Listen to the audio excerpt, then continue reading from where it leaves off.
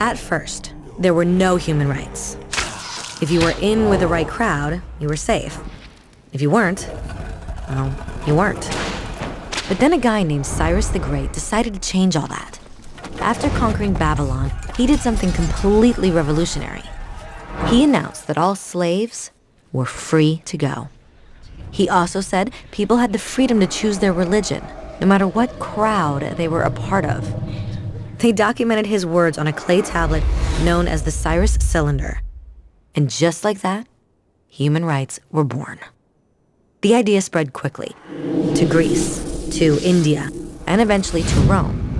They noticed that people naturally followed certain laws, even if they weren't told to.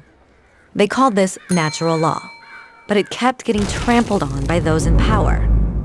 Not until 1,000 years later in England did they finally get a king to agree that no one can overrule the rights of the people, not even a king. People's rights were finally recognized, and they were now safe from those in power. Kind of. It still took a bunch of British rebels declaring their independence before the king got the point that all men are created equal. Which isn't to say he liked the idea, but he couldn't stop them, and America was born.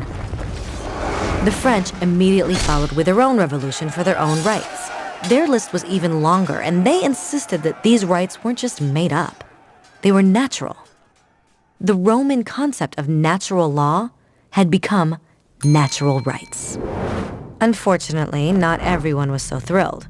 In France, a general named Napoleon decided to overthrow the new French democracy and crown himself emperor of the world. He almost succeeded, but the countries of Europe joined forces and defeated him. Human rights was again a hot topic. They drew up international agreements, broadly granting many rights across Europe. But only across Europe. The rest of the world somehow still didn't qualify. Instead, they got invaded, conquered, and consumed by Europe's massive empires. But then a young lawyer from India decided enough was enough.